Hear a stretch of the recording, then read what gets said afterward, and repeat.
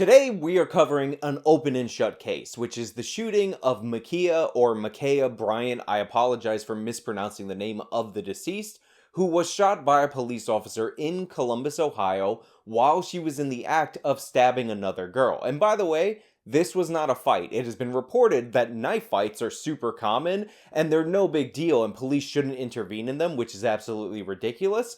But if you watch the video, the girl that was about to be stabbed was holding her dog, not engaging in a fight. One of the groups of people who decided that this shooting, which is 100% justified by the book, and the officer should be credited for his marksmanship in this scenario because he hit the perpetrator and he didn't hit the intended victim in this, is the Young Turks. They have decided that this shooting is unjustified. So we're going to go through their video, as well as some other nonsensical takes on this shooting, and we're going to talk about it. A cop in Columbus, Ohio shot and killed a teenager, 16-year-old by the name of Ma'Khia Bryant. And this happened as the country had been celebrating the conviction of Derek Chauvin, a former Minneapolis cop who murdered George Floyd in broad daylight by kneeling on his neck. So before we get into the meat of this topic, we have to go over the weird nervous tic that Ana Kasparian is developing, which I think is something related to her coverage of the Kyle Rittenhouse shooting. If you notice in this clip, she says in broad daylight, and she's been saying that multiple different times, every single time she brings up the Chauvin George Floyd incident. This is very similar to how Ana Kasparian brings up cross state lines in relation to the Kyle Rittenhouse case. And then he crossed state lines with it. In that these are inane, pointless, stupid, irrelevant points that have no connection to the outcome of the case. And one of the ways you can think about it and understand this is imagine if George Floyd was knelt on by Officer Derek Chauvin in the evening or in twilight. Would that change whether or not he was guilty of the crimes that he was charged with? I think not, but for some odd reason, Ana Kasparian thinks so. And by the way, this is just the start of how ridiculous this video gets. Police said that the girl had threatened two others with a knife before the shooting, playing segments of body camera video that showed the victim lunging towards someone in a driveway before an officer fired 4 shots. A knife is visible in the driveway next to the girl as police perform CPR. I watched the video. I want to just be clear that we're going based off of what police have released. They haven't released the full video. They've released a portion of the video. And based on what I've seen specifically, that description appears to be correct. So I was temporarily happy, a bit relieved at this point when Ana Kasparian admitted, at least partially, that the police account of events is accurate, but listen to how many caveats she gave in her account of what's on the video and publicly available. Also, the police have released a high-definition version of the video, and what they released previously showed the moments that are important in question, and the context has not been changed by the video. The only difference is the quality of the video, because the original low-quality video started when the officer arrived on the scene. So while I was initially going to go soft on Ana for alluding to the correct position, the fact that she had to give 27 caveats before it to imply that maybe the police are lying about what we saw in the video undercuts my desire to give her any credibility whatsoever, especially when she responds to the facts of the case with nonsense like this.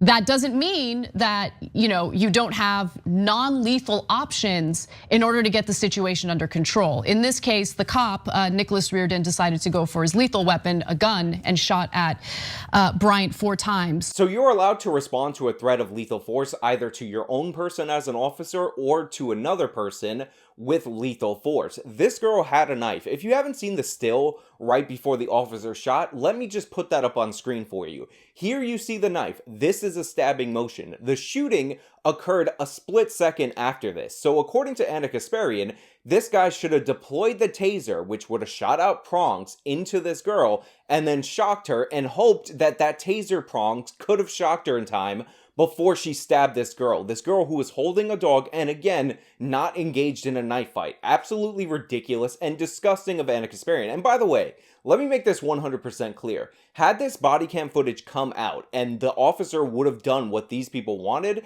and let this girl get stabbed and this girl would have died in this case, the Young Turks, the mainstream media, they would have all been attacking the officer for his dereliction of duty. They would have said, George Floyd died over a counterfeit $20 bill. But when a black girl is about to get stabbed, all of a sudden the police can't find their gun. All of a sudden, when it's a black life, the police find their non-lethal weapons. Absolutely ridiculous, disgusting in every way. The idea that you would even try to run with this is amazing. But my takeaway is, even if the cops saw her as a threat to others, why do they have non-lethal weapons if they're not going to deploy them in these types of situations? Anna, you don't deploy pepper spray when somebody is about to be stabbed to death. You respond to try to prevent that lethal force with up to and including lethal force.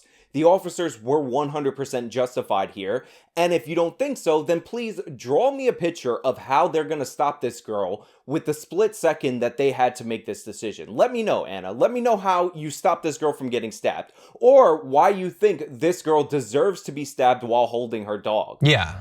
I mean, recently I would say they have them so they can pretend that they were trying to draw them when they actually drew their gun and shot someone. But this time they decided to just skip straight to the gun. So if you didn't catch what John Iadarola just said right there, or what he meant, he is referring to the Daunte Wright case, the case where the officer drew her gun instead of her taser and shot Daunte Wright to death. A case that is an unjustified shooting, because when you mistake one weapon for another and you deploy deadly force and somebody dies, that is the definition of an accidental, unjustified shooting. I mean, recently I would say they have them so they can pretend that they were trying to draw them when they actually drew their gun and shot someone. But John Iadarola doesn't accept that. John Iadarola doesn't believe what the videotape shows. He thinks that Kimberly Potter, for no reason, because she's white and therefore racist, and Daunte Wright is mixed race and he appears to be black, that she murdered this guy, and she was so clever in her desire to murder him that she announced the taser multiple times before shooting him one time and then having a human reaction of shock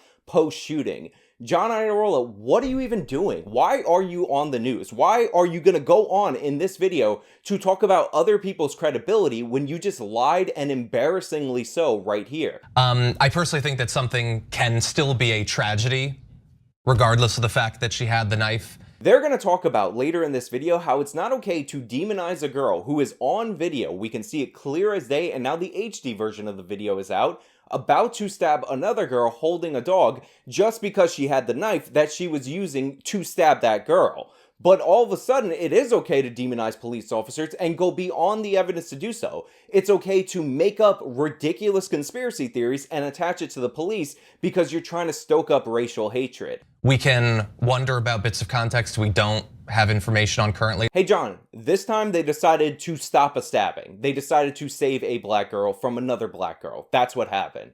Yeah, look, I know that on the right, the video means that they can now just celebrate about this and mock it. Steven Crowder and his group were doing that today. I want you to know what's about to happen in this video. I want you to see John Iadarola do this weaselly technique right before your eyes, and I'm narrating absolutely every portion of it. So John Iadarola just went from a lie meant to smear an officer, meant to stoke up racial hatred, because he works for a network that benefits financially from that racial hatred, to all of a sudden questioning the morality of other people who have rubbed his nose in it because him and the people at this network made crazy assumptions and leaps of logic based on initial reporting on this shooting that are now contradicted by the video. He's morally flexing on the people that are throwing it in his face that he is wrong, he's a liar, and he lies with a purpose, and that purpose is to make money and make himself seem more virtuous. They say she was in a foster home.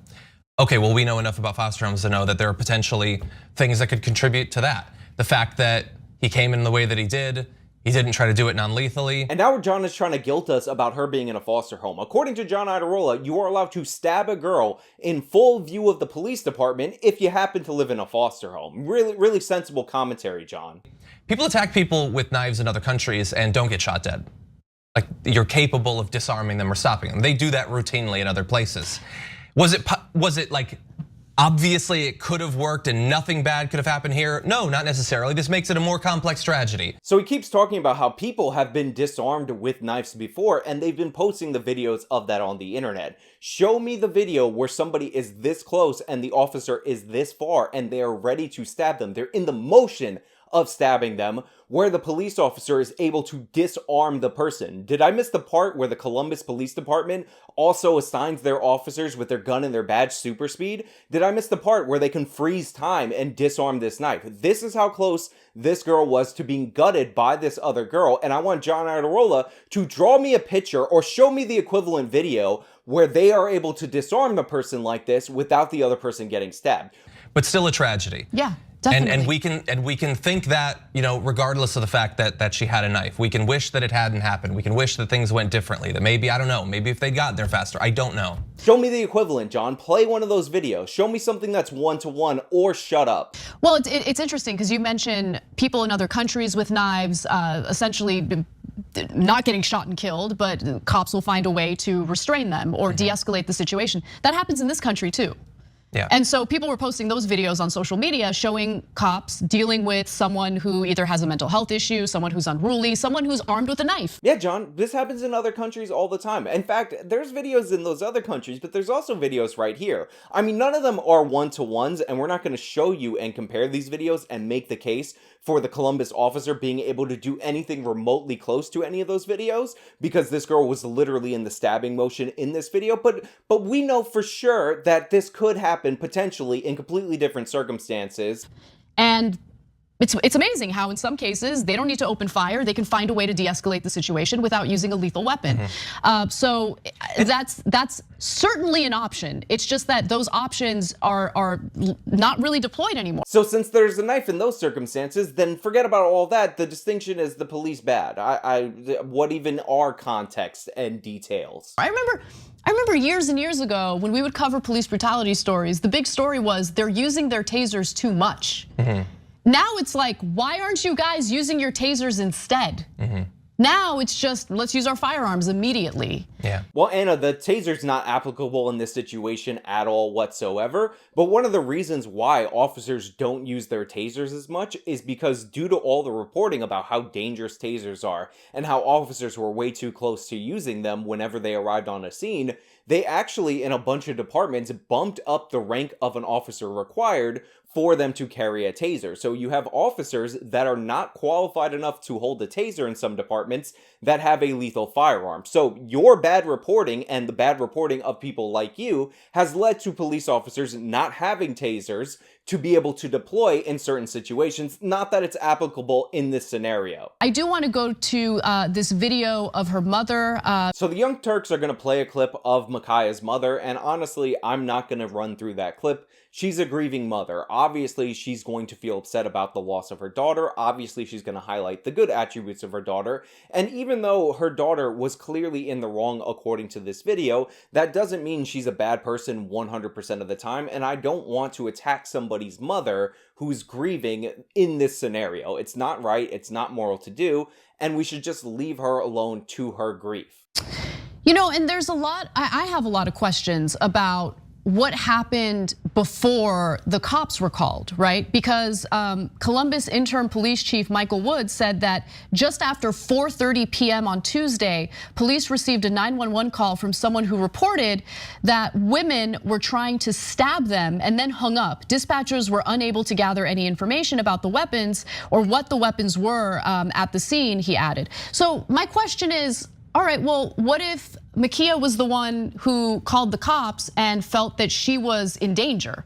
Imagine going through the thought process of Hannah Kasparian. According to her, the police were called prior to the incident, and they were told that women were fighting and somebody was trying to stab them. A woman was trying to stab other people. The police show up, they see Ma'Khia with a knife in hand trying to stab somebody. That is the reason why she gets shot. And Hannah Kasparian thinks to herself, I wonder, what if it was Ma'Khia that called the police, and at some point between these moments, she got hold of the knife and decided to go and try and stab a girl who was carrying her dog?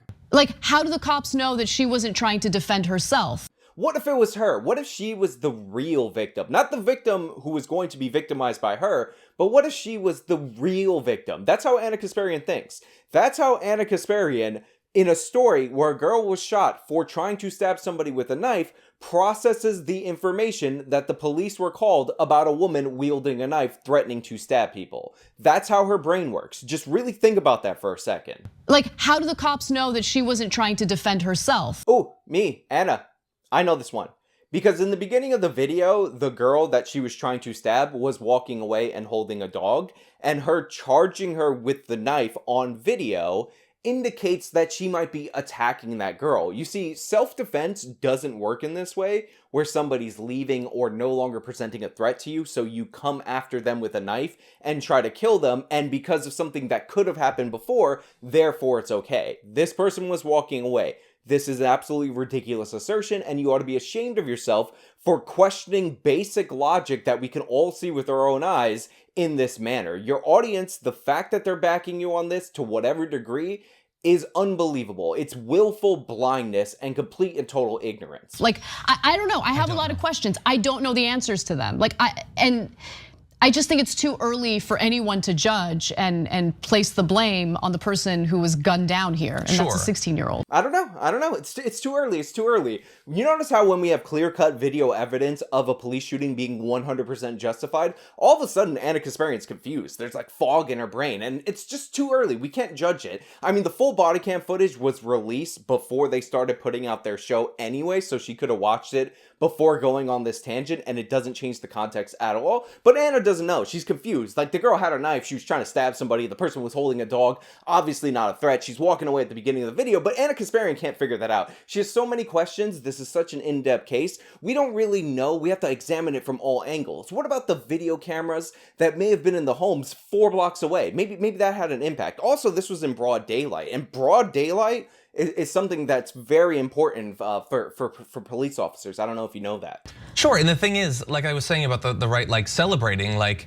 you know, they consider this a great moment where, look, some people jump to conclusions and imagined that this is like so many cases where we imagined that none of this was true. She didn't have a knife, none of that context that's been added. No, John, no. You do not get to weasel out of this. Not some people were jumping to conclusions. You and people in the left-wing media, and specifically people at your network, were jumping to conclusions. You were making up based on nothing that the cops were lying. You were making up and lying when you said the police didn't have a knife, and you're lying right now by saying that the body cam footage, which is weirdly not being shown in full in this video, doesn't completely exonerate the officer. You're a liar, you're the ones doing this, and now you're trying to shame the right wing for celebrating the fact that you got caught red-handed doing what you always do. Can you maybe understand why people might think that?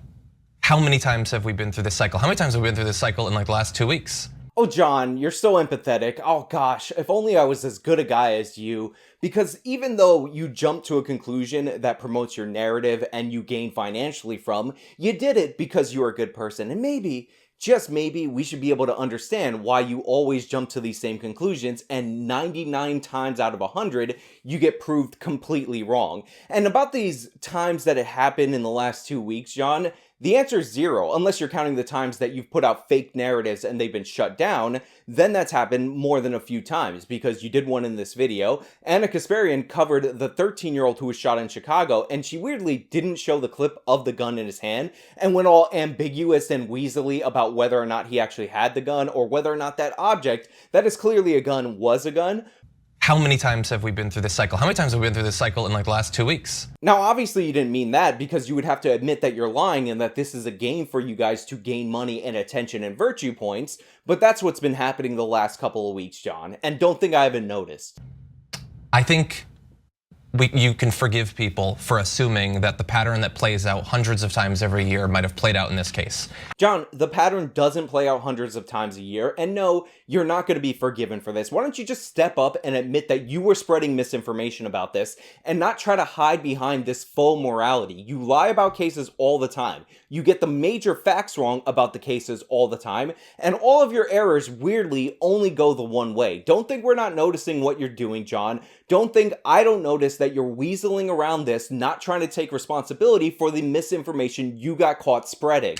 Maybe, like if you consider yourself an outsider to this conversation and you wonder why people would jump to conclusions like that, maybe think about what it would take for someone to reflexively assume, oh God, it happened again? Ignorance, complete and utter foolishness, confirmation bias, working at a network that makes its living on cherry picking and drawing patterns by excluding the majority of these cases, and of course, the giant financial interest that you guys have in promoting this narrative. Those are the 5 reasons that jumped right to my head as an outsider, as somebody who doesn't make their living off of lying about these cases. That's just what comes to my head, John. Why would you believe that? Well, you believe that because that's what you had experienced in your community and in other communities. That's the grief that you had play out over and over and over again.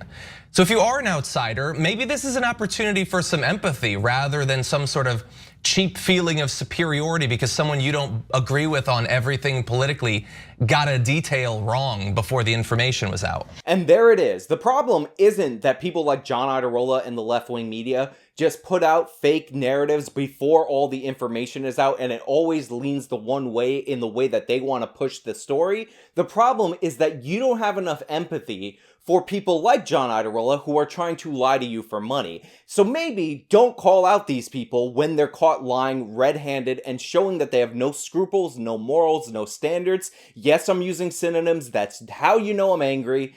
And just be more empathetic. That's the problem. Is you don't feel what John Iadarola feels. He's just a better person than you. Yeah, and can we just talk about a contradiction that I've noticed with the right wing that drives me crazy? So one of the things that Steven Crowder was upset about was the fact that the police department released a portion of the body camera footage.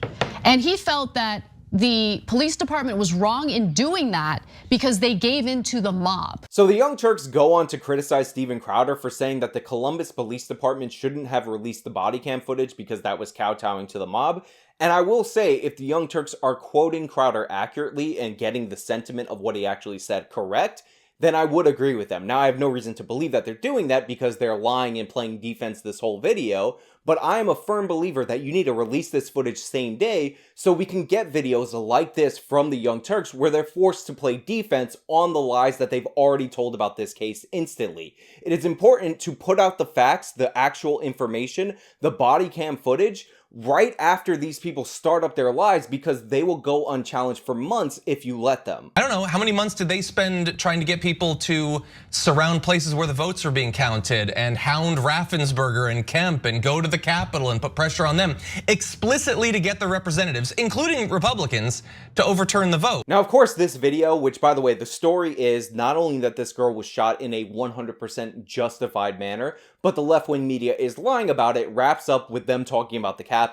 Every time the left brings up the Capitol, that's how you know they are losing the argument. That's how you know that you've backed them into a corner, which is, again, another reason why I advocate for letting the body cam footage come out immediately, because we need to shame these people for their lies immediately before they spread and infect our society. And while the bulk of this video is about the Young Turks, who I love making responses to, it's not just the Young Turks, it's the entire left-wing media that plays weaselly with things that we can confirm on video and pretends like the stories of the people with a vested interest in this, like the family members of the person who were shot, are all of a sudden gospel. The NBC News report that is linked in the description of this video that I won't be going over is a perfect example of that. On top of that, you have athletes like LeBron James tweeting out "you're next" with an image of the officer, an implicit threat against an officer who acted bravely and calmly in a situation where another girl's life was at stake. According to LeBron James, the problem isn't the black girl that was about to murder the other black girl. The problem is the white officer that stopped it because he's a white officer. And by the way, this is the perfect distillation of the leftist perspective on crime. Black on black murder doesn't matter. It doesn't exist. It deserves to be ignored. It's only an issue when the unicorn's unicorn, the white cop shooting a black person, actually comes into play. And even though the cops are there largely to prevent the high level of murder in these communities, the issue is not the problem that drives the police. The issue is the police themselves. According to them, they should be allowed to kill and knife fight all they want, and the police should just pull out and let it happen. They should watch it happen. They should be searching for their pepper spray in order to spray her after she's done gutting this girl. Now, if I haven't made this clear already, let me be clear. Anybody promoting these lies deserves to be shamed. Anybody saying Kyle Rittenhouse was taken alive when he turned himself in the next day, and this is how Kyle Rittenhouse acted when the police showed up compared to this girl, needs to also be shamed. Anybody who goes out and lies for a living and then hides behind faux morality when they're busted, caught dead to rights lying, needs to be shamed. You have to immediately confront these narratives head on when they are presented. Don't let the emotions of the leftists overwhelm you. Just keep powering through and keep exposing them for who they actually are. Now I'm going to open up the floor to you guys. If you want to leave your thoughts, the comments are below. If you want to like this video, then you show me by leaving a like. You subscribe for more content to get me to 100K. And if you want to see more content, you know, support me via the support links in the description box. My social media links are also there. This has been me breaking down yet another fake narrative around a shooting. Till next time.